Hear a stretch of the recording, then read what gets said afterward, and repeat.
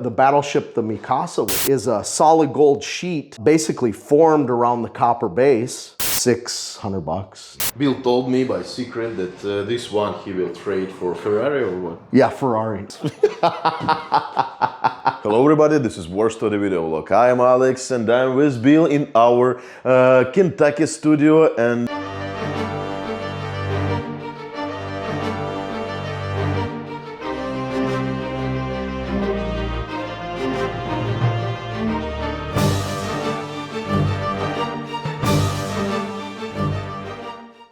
few hours ago SOS show 2023 finished and I am here and I want to show you some items I found here in Kentucky during last show. Here is a Japanese items that I found during the last show and I asked Bill to show these items closer to you, and some of these items have really interesting details under the handles, and I asked to take it apart and show you and explain you some stories behind these items. Bill, could you share us some more information? Because I see that this is really nice items.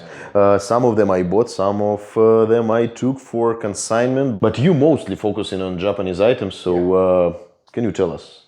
Yeah, where do you want to start? Daggers, swords? Let's go from daggers. This one is really nice with family Mon, and can you show us? Sure. This is a fantastic Japanese dirk. It's a large size, probably a really high-ranking naval officer, maybe even an admiral. It is wide. Yeah, it's large size, as you can see, comparing it to another one that's actually a larger dirk. This is a little bit larger than standard, but you know, it's almost maybe 1.5 times bigger, would you say? Yeah. But it not just the mounts that are fantastic. Has the family crest. It's unusual here. Real unusual to find it as the pin. Sometimes the crests are here. Sometimes they have them on the scabbards. I've even seen them on the push buttons. But what's really super about this blade, or this dirk, is the blade. It's a really early Koto blade, probably 1380s, 1390s. The way they come apart, you unscrew them the opposite way we do in the West. But it's a real early Tanto that they mounted into military dirk mounts. And as I see, it has not been shorted. No, not at all. 2 holes, but not really. It has not been shortened at all. It's actually quite healthy. And the smith is Yukiyasu. But the work it's going to be difficult to photograph because it's not in full polish. But the work is fantastic. There's all kinds of swirls in the grain, the jigane. The hamon has kintsujis and tsunagashis and little swirls. Those are little strings of martensite crystalline structure that forms when they quench the blade in water after clay coating it. They heat it back up and quench it. Not sure if can you see any of that detail on the blade, but beautiful little. It's a beautiful Tanto on its own. Yeah, and it's sharp a little, but yeah, this early 13 or 14, probably late 1300s. Yeah, OA period. Yeah. But just a beautiful. You can still see very pronounced the cross hatching. They call it Yosuri Mei. Mei means name in Japanese, and it's the file, basically the signature of the file. But it's just I mean, I can't say enough about it. It's stunning. Really unusual. That's why I like it. You know, that was fantastic find. And then the senior forestry dirks that you found.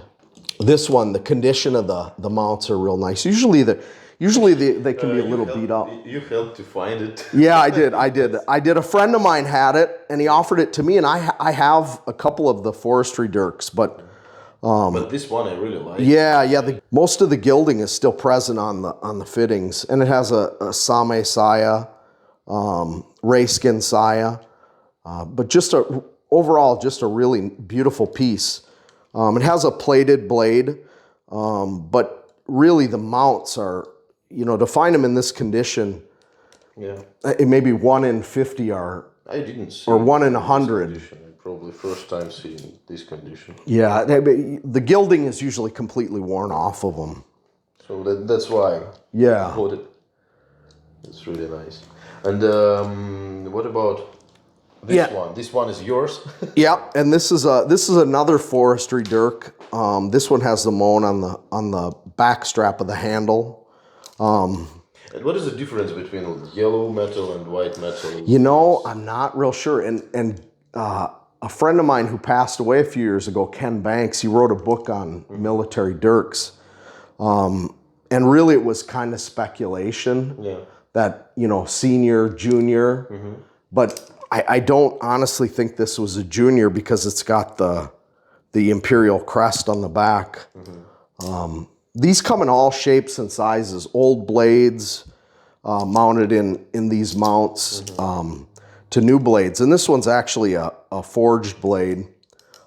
It's a little stained, but the mounts are kind of unusual. The silver, the kirimon on the back of the handle. This is why I really like it, because of this crest on the handle. So this one is really and the nickel plating is in really nice condition. I think too. It's really cool. Looks together. Yeah, definitely. Yeah. This one is just regular navy dagger, but anyway. Yeah, real clean. The plating on the blade's in excellent condition. And it was not that expensive. No. Probably. No, it'd be a good dirk for somebody who just wanted one, not necessarily wanted to start collecting them. It's a good representation. I also like burnishing here. Yeah. Because some Japanese items, it's something really expensive and historical, like this one. Some Japanese items, it's just a piece of military collectibles. Yeah, very utilitarian. Yes, so this one is like... Nice. Yeah, so... And this one I really like also. I really like these swords with D handle. Yeah. Can you tell something more about this one? Sure. Again, the condition is super. Yeah. This one had a leather scabbard cover, which I really like it without. Yeah, but it protected the gilding.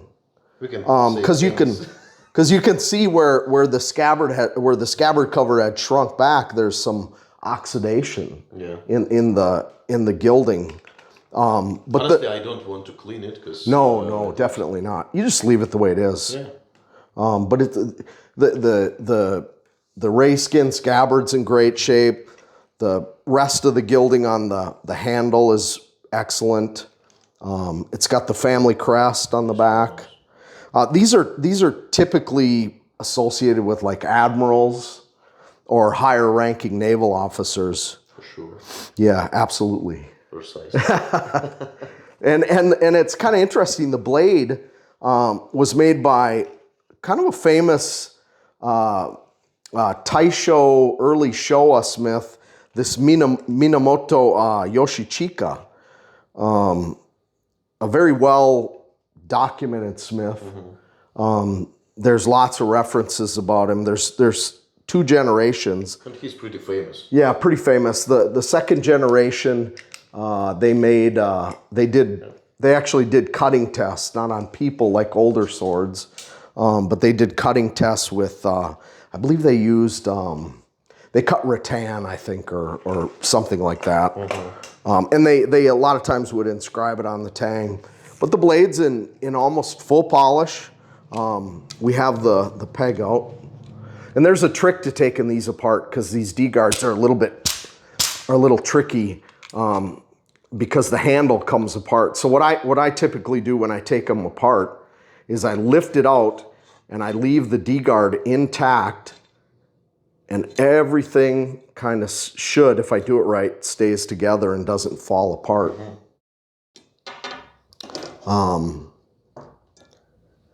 You know, and then you can set it down. But the way the handle is actually keyed to the knuckle guard. Yeah. And that's why it's a little tricky to take these apart. The sepal will fall out and then the whole thing will fall apart. Actually, Bill knows all these tricks, so I will take pictures of this tongue before you leave. Yeah, maybe at some point we should do how to maintain and clean swords. Because as you saw, I was wiping a blade and I cut my finger pretty good the other night when I was wiping a blade. The blade actually bit me. It felt like it bit me. Not this one, but that. No, this one here. Yeah. This one here. It's always nice to have bowie in these swords. I personally, I like grooves. Yeah, me too. You know, it makes the blade maybe 10% lighter. Makes it more. It feels more balanced. And then here's the signature. Yeah, I think it's beautiful. Yeah, yeah. And that's the smith's name. This one does not have a cutting test on it, but the Nikagos even, you know, a lot of times the Nikagos are rusted on Gendai because of moisture. But the Nikago on this is beautiful. You know, it looks like a new Shinsakuto. Honestly, when I opened it first time and I saw it first time, I was like, what? Why it's so mint condition for this age? Because it has been produced in the middle of 19th century. Yeah, probably Taisho period, pre-1926, probably like 1912 to probably about 1912. 1812. Because no, the mounts are called 1889 mounts. So it's not Russo-Japanese war. No, but it is that style. The upper echelon, the older guys, the admirals, that's why it's typically associated with admirals and higher ranking naval officers. Because later on, and the new guys to the Navy were issued this type of a Navy. And it's a little bit different style. It's kind of reminiscent of an old tachi. But these were more modeled after Western style swords, European Western and American Navy swords. But the higher ranking guys could kind of do what they wanted to do. And so they liked these mounts. A lot of them were trained in the US, in America, and other places, the UK. Oh, really? Yeah, the battleship, the Mikasa, was, I think, British made. Yeah, Mikasa for sure. Yeah, so and you can actually go there today and you can tour the Mikasa at I think it's at Sasebo military. I don't remember what military base is. I went there years ago. It was pretty cool. Yeah, and you know, I kept the old tags on it. But what is it? It just describes the sword. You know, it's probably a tag from the 60s, you know, so you just leave it on. It's part of its history, kind of. Yeah, 80s. Oh, yeah, 1981. Yeah. Number 31 in the guy's inventory. Yeah, it's actually described wrong. He calls it a proto-army sword. There's a lot more information on Japanese swords today, so guys know. That time they just guessing. It was pretty much guessing. And we can see that owner saved this original tag from 80s when first collector bought it in gun show, and he just guessing. Yeah, they were pretty much. But it's a neat part of its history. You know, you got to try to keep everything together. And also, couple really like mysteries we can see here, because this mouse. Can you remind me how to call it in Japanese? It's called a shirasaya. Shirasaya, a couple of shirasayas we can see here. And honestly, this one is really nice. Yeah, it's an Osoraku Tanto. Yeah, and how do you like it? I like it. Yeah. They have, this one has like a 6-inch point. But it looks like... Yeah, it's and it's reminiscent of the Nambokucho period. During the Nambokucho period, just after the Kamakura period, the swords, they elongated the points. Armor changed. It went to from lacquered covered leather to lacquered cover iron, and so the swords became heavier, thicker. you know, to cut through this armor. And but this particular Tanto type is called an Osaraku Tanto. But it looks like it's shortened. It's like a It looks sword, like, yeah, it looks like that the has been point, shortened, but, the point of a sword. I don't think so. No, Yeah, it was like made this from the way. beginning. Probably made in the late 1700s, middle 1700s. That's pretty old. Take out the peg.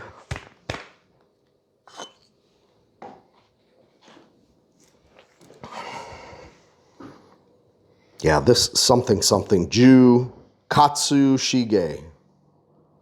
But it's a stunning Tanto. Lots of activity, lots of beautiful work in the hamon, lots of martensite crystalline structure, you know, just kind of streak through the temper line. Almost looks like a Soshu type blade. The school Soshu. But I don't know if are you able to pick that up on the camera at all? We will take a picture of it. Yeah. I mean, it's stunning. The work is stunning. You know, just a beautiful Tanto. I took this item for consignment, so I have a good taste, isn't it? Yes. Yeah. Everybody likes Okisaki, large points. Sure. It's impressive. Yeah. And I like it. What do you think? I think it has been polished, but it was proper polished.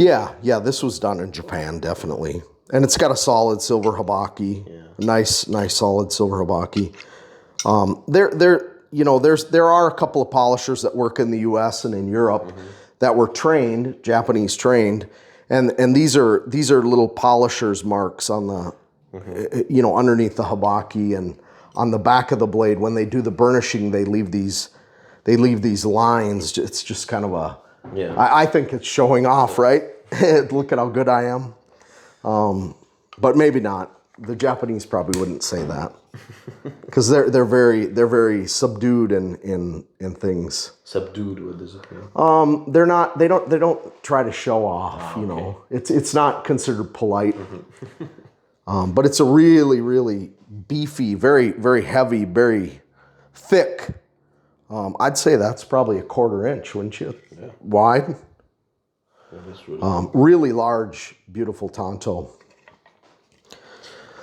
This one is not that big, but anyway. This one's an earlier.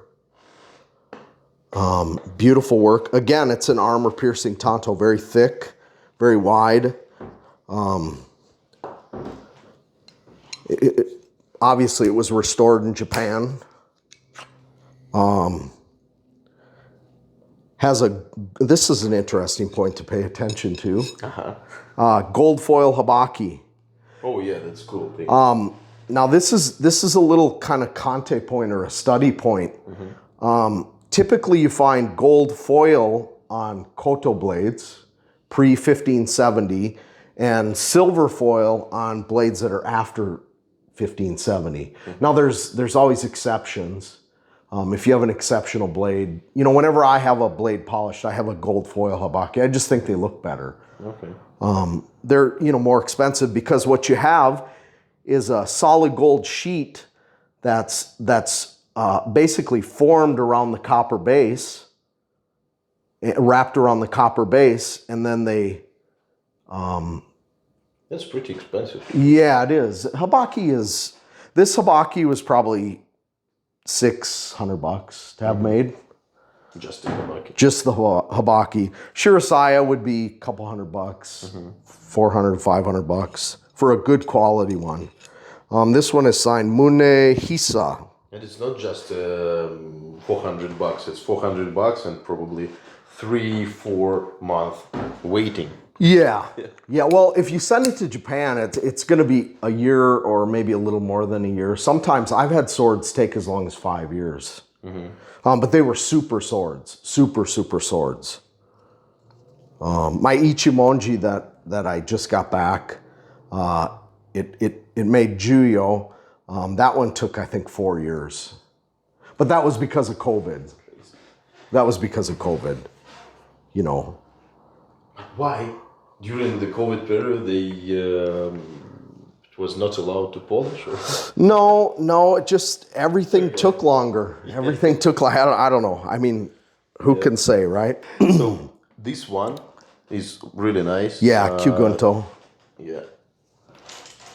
Same Saya. Yes, I'd like that. It's complete, it has a tassel. And I'd like it in how it found condition. Yeah, it is how it's found. But it's actually a beautiful gendai. It's a traditionally made sword. You can see lots of activity in the hamon. In polish, this sword will be beautiful. Almost looks like Damascus. Yeah. You know. Or current. But it's all complete. All the seppa, the original tassel. The fittings are nice. In our days, probably just tassel costs maybe 250. 300. Yeah, 350. They're you find them in a range. Condition is pretty much the determining factor of the price. I could show you some general's tassels later. What an army general's tassel looks like. But it's actually, I mean, this sword when it's polished is going to be fantastic. But this one is like war period. War period. And these are handprints. These are from people touching the blade. You can actually see the fingers. Yeah. You know. We know how these items came has been brought to the United States because American veterans just brought it back. Yeah. Probably it's like salty, sweaty sea fingers. Wind, or maybe sea wind, you know. Could be, yeah. It was put away with moisture. Yes. But these are definitely fingerprints. You can see. Yeah. You can actually see the fingerprints. So it was probably, you know, the guy's kids were handling it or playing with it even. But there's no nicks in it. Sometimes you find them with nicks. That's, you know, fingerprints and nicks. And sometimes the nicks are too deep to polish out, so. Or probably it's like guys who just brought it back. They could see it and touch it during the journey from the island to San Francisco. Yeah, showing it to their buddies. And then maybe it came out when they were having a few drinks with their friends. Maybe they traded for drinks. Or some stuff. Well, they probably... Did you see my video with documents, with a list of war souvenirs in one of the ship? It was all kinds of stuff. Oh, and, really? Yes, and they made a whole list of all items. Yeah, they had to document the items and then... Yes, like clothes, money, liquor. Because they had to pay duty on it when they brought it in.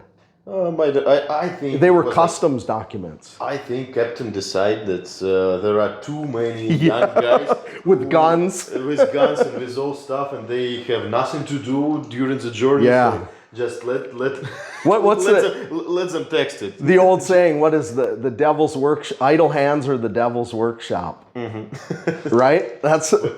Idle hands are the devil's workshop. Yeah, it's the same in Russian. Is it really? But it's just a nice, complete sword.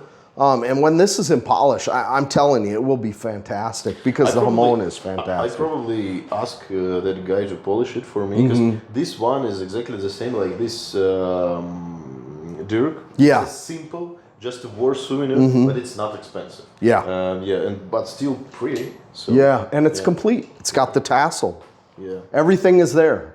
And actually collectors can make decision between two ways how to collect Japanese items. If you want something really historical, you can spend more money for history of the blade, the story of behind the blade, or you can save money and buy something from like 30s and just buy items from the islands.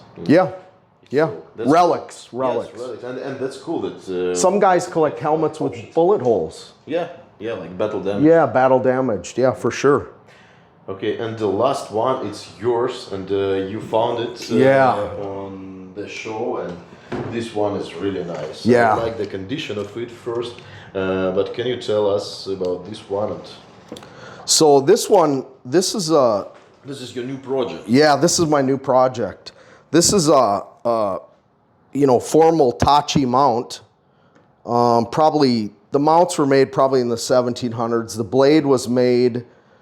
This guy, this first generation Sadayuki, he worked in, I think he worked 1590 to like the early 1600s, and then second generation. I'm pretty sure it is first generation, but the mounts are really what make it, because it's so unusual to find a sword that has a beautiful saya that's not broken up. Yeah. Because the lacquer is actually pretty fragile. You know, you knock it, it's going to put a dent in it, and it's breaking the lacquer. And most of these items came just from that piles you see on your screens. That piles of swords, piles of swords in a room. And Yeah. And the mounts, everything matches. I have the Manuki for it. I'll just have the handle wrapped and the Manuki placed in the handle when they wrap it. And this blade was some blood. Yeah, this is the blade that bit me. Yeah, so it felt like I got bit by something. And again, the proper way to remove a sword from the scabbard is cutting edge up. And, you know, if it sticks a little bit, you just push with your thumb on the tsuba, move your hand to the saya, and slide it out. It comes out just like a train on a railroad track. And that's how nicely they fit in the saya. But the blade's actually really nice. This guy was a part of a group of smiths known for their cutting ability, the Bungo Takata group. And these were fighting men's swords, like samurai fighting men's swords. These were not daimyo, you know, the guys that were riding on horseback and telling people where to go. These were the guys that cherished these swords were the guys that were cutting and fighting. And a lot of these smiths, these Bungo Takata smiths, the higher ranked ones in the groups, have this Wazimono rating. And this particular guy, I believe, is Owazimono, so the highest rating for sharpness. But it's just a beautiful sword. It has been shortened. I like the curve. Yeah, nice. It actually looks like an older sword when you look at it, the shape. But it's really a nicely done sword. Kind of a suguha with a little bit of gentle undulation in it, and it actually has utsuri, which is unusual. You don't find utsuri typically in Takata blades. But beautiful sword. It's going to be when I finish getting it rewrapped, it's going to look really nice. And how much is rewrapping? A couple $100, yeah, not much. It's nominal. And then here's the signature. Now the blade has been shortened. The cutting edge now is about 25.5 inches, if I remember right. And it's been shortened. This is the original hole. So it's been shortened maybe 4 inches. So it was probably, 28 inches, 29 inches long. But it's a really thick blade, very substantial. But they left the signature on, you know. And here it's Bungo Takata, Ju, Fujiwara, Sadayuki. So there's the smith's name, the last two characters, and they just nicked the bottom of the last kanji. But they kept the signature in half. And then this one has a silver foil habaki, as you can see. Hold on. The fittings are interesting too. They're solid silver. Really good quality fittings. But as you can see again, it's a silver foil habaki. You know, and this was 1570 was the end of the Koto era, and then it was Sui Koto, late Koto, and then Shinto period, which means new sword. And Shinto period starts in... about 16, I don't know exactly, you'll have to show that. It was like 1610, I think, 1620. Okay, we'll put it in subtitles. That's the only problem with Japanese swords. There's a lot to remember. But look at how the habaki was shaped for the bohi. They actually molded the copper to fit into the groove. So it fits in really snugly. It's very tight. You know. But actually, they really had to do that because of this curve. Yeah, otherwise the habaki would be loose. Yeah. You know, if they didn't basically tailor it to the blade. And if you get it in wrong, it sticks. Yeah. So you have to get that copper in there just right for it to slide on, and then it literally locks into place. Yeah, that's really on nice the hamachi. Yeah. You know, habaki are an interesting thing. If you find a sword with a great quality habaki and it's completely gray, chances are the blade's a great blade. Because they just didn't put really, really great habakis on bad blades. Yeah. I mean, there's maybe an exception here and there, but most of the time, if you've got a great habaki, the blade is pretty good. So that's a Conte point. But Actually, it's a tip for new collectors. Yeah. For pickers. Yeah. Another tip, actually. I don't know if I mentioned this with you before, but another thing that you'll notice on blades that have only been polished once, the polisher will leave the first inch of the blade dull. It's called ububa. Meaning it's only been, so that's how you know it's only been polished once. Oh, really? You notice that? It's actually dull. It hasn't been blunted, it just hasn't, they didn't sharpen it. They sharpen it only back to about an inch before the habaki. That's interesting. And then the second polish, you'll lose that. Okay. Typically you'll lose that. So this one Has only had one polish. This one has only had one polish. And this one is actually so little it'd have to be taken off to clean this oxidation. Actually, this one is almost sharp to the habaki, which is unusual because it's a World War II sword. But there is just a little bit, maybe a half an inch of dullness in this one. You know, and then some of the navies have buttons to push and some don't.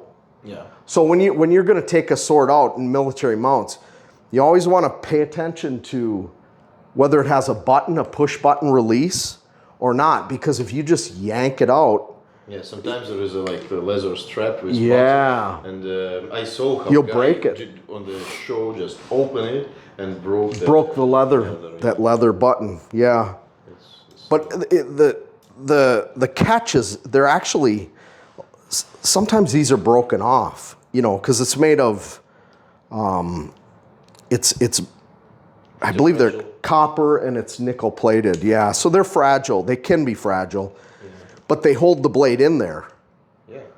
You know, that button holds, that's just enough to hold the blade in because the saya, the tolerance for the saya is so tight, or it's so perfect, exact, that it won't typically just fall out. Yeah. You know? But yeah, the mounts are fantastic on this. This made my show. I was very happy. Very, very happy. Bill told me by secret that this one he will trade for Ferrari or what? Yeah, Ferrari. Oh. No, I won't. No, I won't. I wish.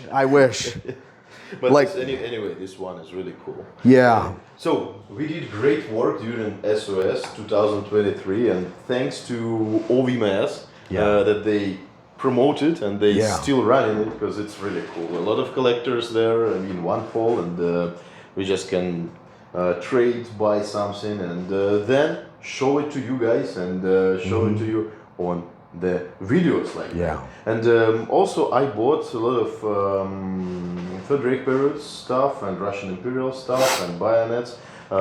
This is material I'm focusing in mostly, and I already filmed this stuff on my English-speaking channel in live stream section, so it was also really nice. I hope if you didn't see, just check it, and please share with us your opinion. Is it nice video about our Japanese section or not? And if so, we will do more. Yeah. Before we leave, the tassels. These are the tassels for the 1883 the 1883 Navy mounts. Yeah.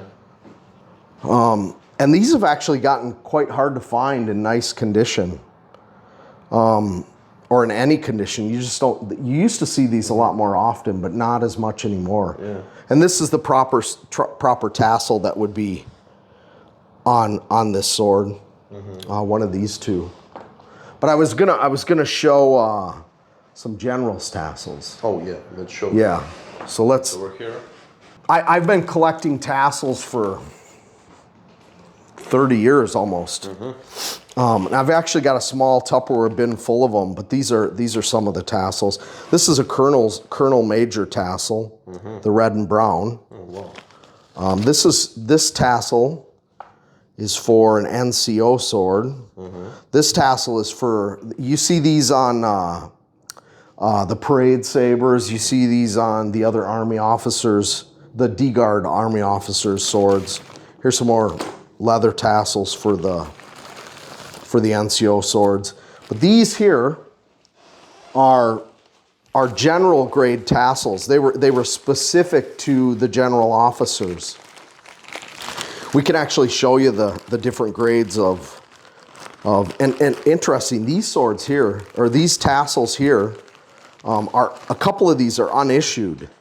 And I bought these from a lady whose father was in China during the war. Oh, wow. And so these were actually attached to a Chinese sword. They were all over the scabbard and handle. And so this is what a general's tassel looks like. Now, with the original, it's unissued with the original label. It's paper. original paper tag. Cool. It's still tied in the original green thread. I mean, they're rare as hen's teeth. That's an American saying. But and then here's one that's more used. And here's a couple more. These are actually quite valuable. And how much is generous tassel? These probably $3,800 a piece. These two with the tag. Here's another one with the tag. Doesn't have the string though. You know, but the rest, typical general's tassels. I mean, you do see them for less once in a while at shows. You know, if guys don't know what they are. A guy that I know picked one up for $400 at the show, an original one. But when I've sold them, I get between $3,000 and $3,500 typically for them. With those, with the papers, with tags. Those would be like $3,800, and then this would be a colonel's tassel, Colonel Major. This would be below a major, you know, officer's rank, and then the brown. Now the Navy had a brown tassel, and the Army in the lowest officers' ranks had a brown tassel. Typically, now I've seen them mix and matched. Like this is more of a brown. Sometimes you find these on officers' mounts, and then the Navy ones are typically more of like a chocolate, kind of a chocolate brown, a darker brown. I think I have some in here. This is more typically what you see on a Navy sword. You see the different color between the lighter, and now this could have been this color and it just might have been exposed to sunlight. You know, because as you know, when you have cloth items, if you leave it in the sun, the UV radiation just, it washes it out, which is why a lot of times I notice you put your stuff behind museum glass, UV glass. And that really is the proper way. You know, a lot of guys in their collecting rooms, they keep their curtains closed during the day just because the UV radiation in some areas, like if you're in Arizona, it would just bake it. Maybe at some point I'll show you a sword that I had up in my window at my old house that we moved from. It had like a light or a dark blue Ito, and I left it up there. And just from the evening sun, the other side of the handle is like a really, really light, almost like a carmine blue, or, you know, like a real light blue. And then you can see the line, and then on the other side, it's real dark. It almost looks like two completely different colors. And the opposite thing happens with German daggers. There's like yellow handles, the Bakelite, Bakelite. Yes, Bakelite became pumpkin. Yeah, so that is. And those are actually, it's funny, those are more desirable by collectors. Because the way they tone, they're attractive. Yeah, but some of them was pumpkin. Some were pumpkin, I think El Coso made one that was. And Icorn, they called it a glass. Yeah, some were actually made that way. But anyway, here we just So really nice tutorial with Japanese tassels. Thank you. Yeah, yeah. Yeah, that's cool. Yeah, and I've been collecting Every these for time, years. During our interview, we know more and more about Japanese stuff. So that's cool. So what next show you will attend? I might, there's a sword show in Chicago in May. I think it's the weekend of May 22nd. It's actually in Schaumburg, Illinois. I will be first time of May. Yeah. I will be in Europe, but after This is more towards the 15th, end. Yes, May 15th I will come back, so probably I will go there too. Yeah, and I might go to one of the Chicago military shows. They have a one-day show, I think, in March. I might go to. When is the Pomona show? Pomona show in April? actually it should be closed. It was the last show. They told, I don't know. They changed the dates because Probably. of, yeah. Because last time they told that it will be like, it was last show in that area. Yes. Oh, they're moving the venue. Yes, probably. Okay. I'm not sure. But anyway, we will let you know about these shows. Probably I have to make like calendar. Yeah, yeah. That's a weakness of mine. My wife keeps my calendar, tells me where to go. Okay. So thank you very much for your time and for your information. Thank you for your review and for stories that you share with us. Yeah. Thank you guys for watching this video until the end, and let us know how do you like this video and this Japanese theme. And don't forget to subscribe for my channel. It actually helps to promote it. Yeah, with the rating, ranking. Yeah. So have a nice day and see you real soon.